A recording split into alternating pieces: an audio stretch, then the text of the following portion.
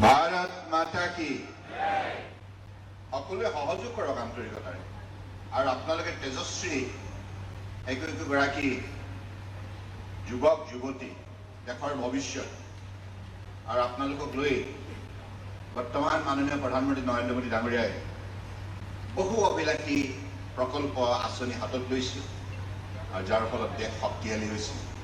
भारत माता की, भारत माता की, भारत माता की। কংগ্ৰেছৰ শাসনকালৰ এক কলা অধ্যায় জৰুৰীকালীন অৱস্থাৰ 50 বৰ্ষ পূৰ্তিত আয়োজিত এই মক পাৰ্লিয়ামেণ্টৰ উপস্থিত থকা ভাৰতীয় জনতা পাৰ্টিৰ অসম প্ৰদেশৰ মাননীয় সভাপতি মংগলদৈ সমষ্টিৰ মাননীয় সাংসদ আমাৰ সকলোৱে অতি মৰমৰ আৰু শ্ৰদ্ধাৰ দিলীপ শইকীয়া ডাঙৰীয়া, আজি অনুষ্ঠানত উপস্থিত থকা ভাৰত চৰকাৰৰ প্ৰাক্তন মন্ত্ৰী বৰ্তমান ৰাজ্যসভাৰ সাংসদ ৰামেশ্বৰ তেলী ডাঙৰীয়া, এই অনুষ্ঠানৰ প্ৰধান উদ্যোক্তা ৰাজ্যিক মহিলা মৰ্চাৰ সভানেত্ৰী স্বপ্না বনিয়া ডাঙৰীয়ানী, যুৱ মৰ্চাৰ ৰাজ্যিক সভাপতি ৰাকেশ দাস ডাঙৰীয়া, মঞ্চত উপস্থিত অসম চৰকাৰৰ মাননীয় তিনিগৰাকী মন্ত্ৰী প্ৰশান্ত ফুকন ডাঙৰীয়া, বিমল বৰা ডাঙৰীয়া, ৰূপেশ গোৱালা ডাঙৰীয়া আৰু এই সভাত উপস্থিত থকা কাজিৰঙা লোকসভা সমষ্টিৰ সাংসদ তথা ভাৰতীয় জনতা পাৰ্টিৰ ৰাষ্ট্ৰীয় সমিতিৰ অন্যতম সম্পাদক কামাখ্যা প্ৰসাদ তাছা ডাঙৰীয়া, ভাৰতীয় জনতা পাৰ্টিৰ ৰাজ্যিক সমিতিৰ মাননীয় উপসভাপতি পুলক গোহাঁই ডাঙৰীয়া, সাধাৰণ সম্পাদক ঋতুপৰ্ণ বৰুৱা ডাঙৰীয়া, কানৈ মহাবিদ্যালয়ৰ অধ্যক্ষ মাননীয় শশীকান্ত শইকীয়া ডাঙৰীয়া, লগতে আজি সভাত উপস্থিত থকা মাননীয় বিধায়কসকল, ডিব্ৰুগড় জিলা বিজেপিৰ বিষয়ববীয়াসকল, ডিব্ৰুগড় জিলা মহিলা মৰ্চা, যুৱ মৰ্চাৰ বিষয়ববীয়াসকল আৰু এই মক পাৰ্লিয়ামেণ্টত অংশগ্ৰহণ কৰা ছাত্ৰ ছাত্ৰী বন্ধু বান্ধৱীসকল, মই বক্তব্যৰ পাতনি মেলাৰ প্ৰাক মুহূৰ্তত আজি যিসকলে কেইবাটাও সেশন, কেইটা সেশন দিছে, দুটা সেশনত যিসকলে অংশগ্ৰহণ কৰিব মক পাৰ্লিয়ামেণ্টত, মই তেখেতসকলক যদি আপোনালোকে বেয়া নাপায় নিজ স্থানতে অলপ থিয় হৈ দিব নেকি? সকলোৱে চাব বিচাৰে, সকলোৱে হাত তালি মাৰি তেখেতসকলক স্বাগতম জনায়। আজিৰ দিনটো ছিগনিফিকেণ্ট,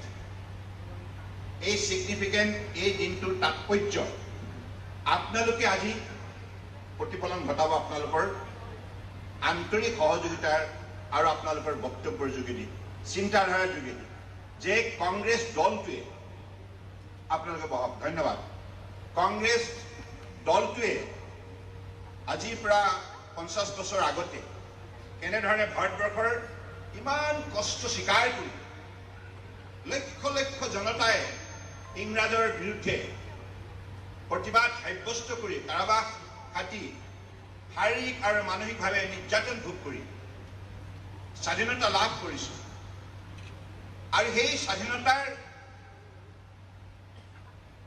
যিটো ইয়াৰ বিশেষভাৱে আগন্তুক দিনত ভাৰতীয় জনতাই যাতে নিজস্ব স্বাভিমান ৰক্ষা কৰি ৰাষ্ট্ৰৰ প্ৰতি সমৰ্পিত ভাৱেৰে কাম কৰাৰ নিমিত্তে সংবিধান ডক্টৰ বি.আৰ. আম্বেদকাৰ আৰু সতীৰ্থসকলে প্ৰায় 3 বছৰ পৰিশ্ৰম কৰি আমাক উপহাৰ দিছিল আৰু যিখন সংবিধান সম্পূৰ্ণৰূপে প্ৰতিগৰাকী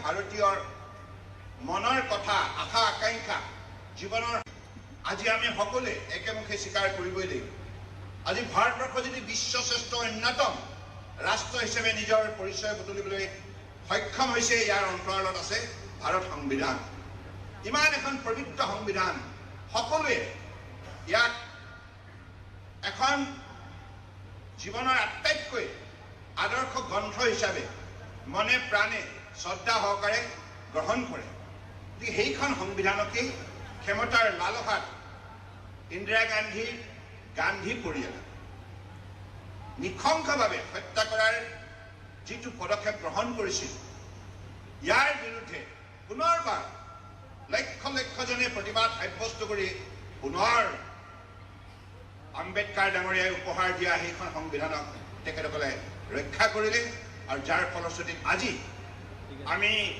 ভাৰতবৰ্ষৰ মাননীয় প্ৰধানমন্ত্ৰী নৰেন্দ্ৰ মোদী ডাঙৰীয়াৰ বলিষ্ঠ নেতৃত্বত আজি এইখন দেশৰ প্ৰতিগৰাকী নাগৰিকে সন্মান সহকাৰে নিজৰ অধিকাৰ ভোগ কৰি সামাজিক ন্যায় অৰ্থনৈতিক উন্নয়নৰ আজি ইয়াৰ পৰা বিশেষভাৱে লাভান্বিত হৈ আজি এখন শক্তিশালী ভাৰত বিশ্বৰ বুকুত প্ৰতিষ্ঠা কৰাৰ বাবে বিকাশ যাত্ৰাত আত্মনিয়োগ কৰিছে গতিকে মই আজি এই সভাত যিসকল উঠি অহা প্ৰজন্ম আছে ছাত্ৰ ছাত্ৰী আছে আপোনালোকে ভাৰতীয় জাতীয় সেই অধ্যায় প্ৰদান কৰি গৈছে গতিকে গণতন্ত্ৰ মানে এখন ৰাষ্ট্ৰত বসবাস কৰা প্ৰতিগৰাকী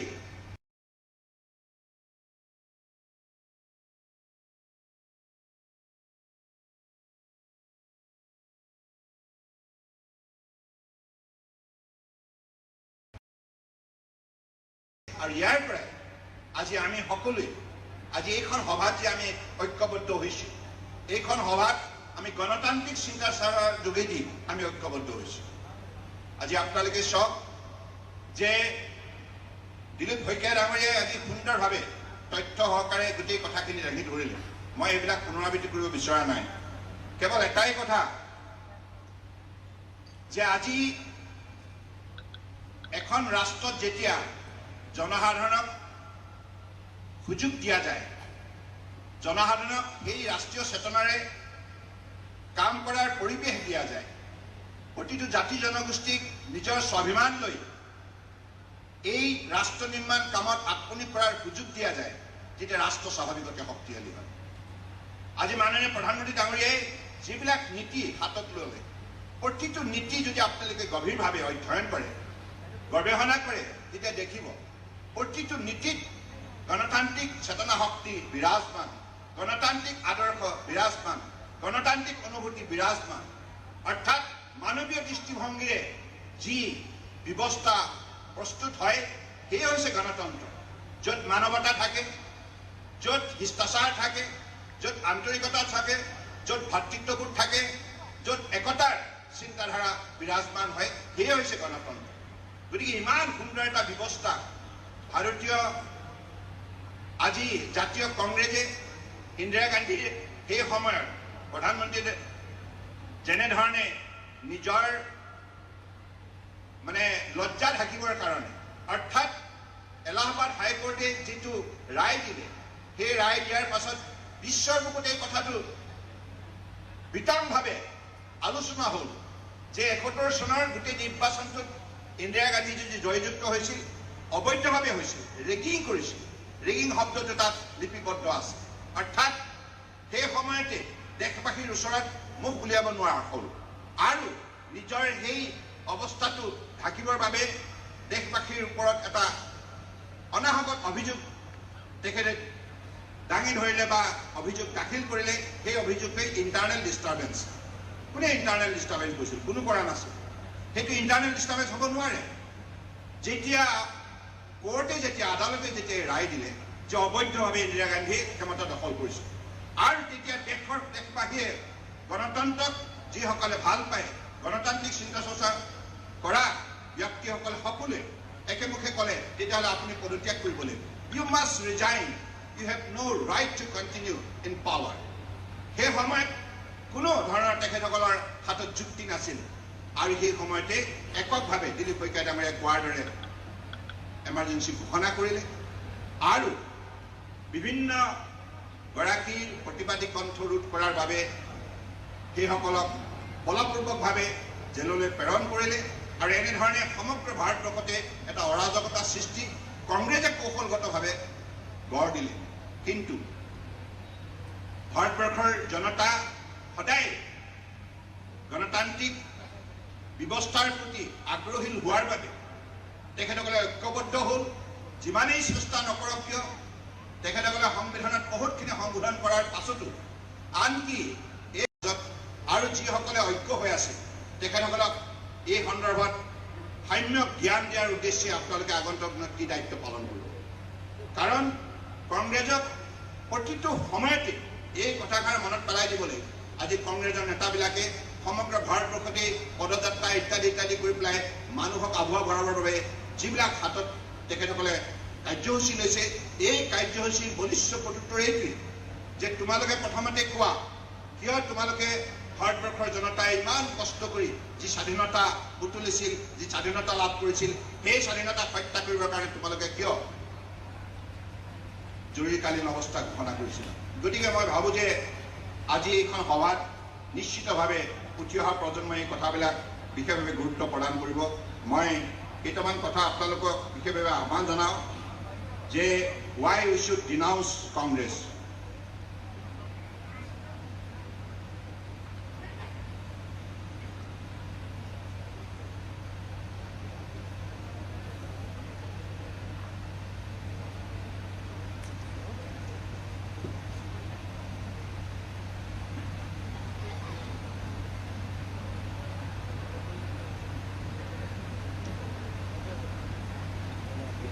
Emergency was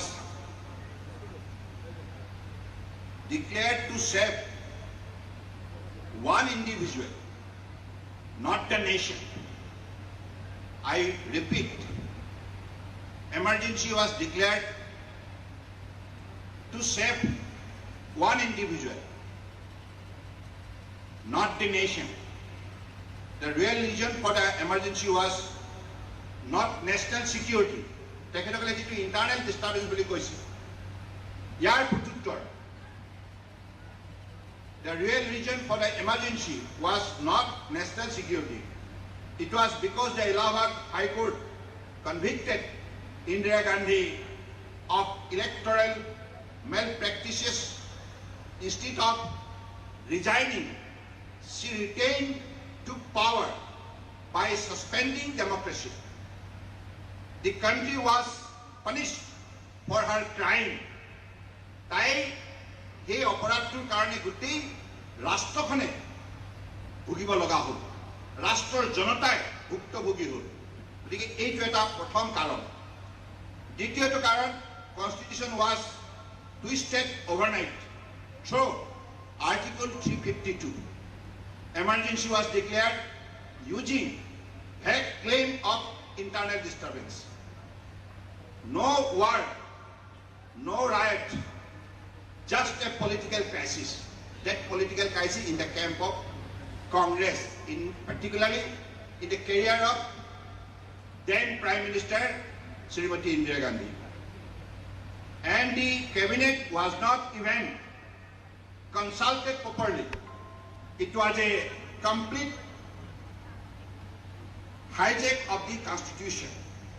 Third, over 1 lakh Indian jailed without trial.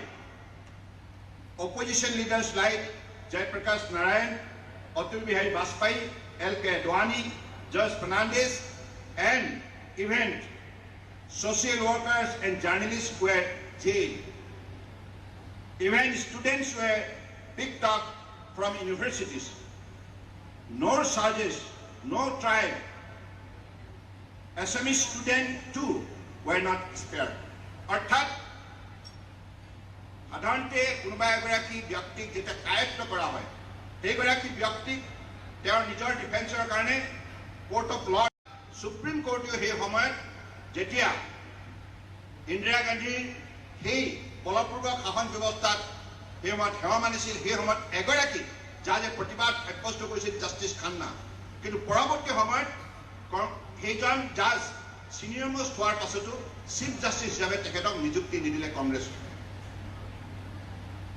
6. Sanjay Gandhi's unofficial rule. Indira Gandhi's unelected son Sanjay Gandhi became the de facto ruler. সেই সময়ত ইন্দিৰা গান্ধীৰ পুত্ৰ সঞ্জয় গান্ধী সমগ্ৰ ভাৰতবৰ্ষতে de facto ruler অৰ্থাৎ তেখেতেই শাসন কৰিছিল।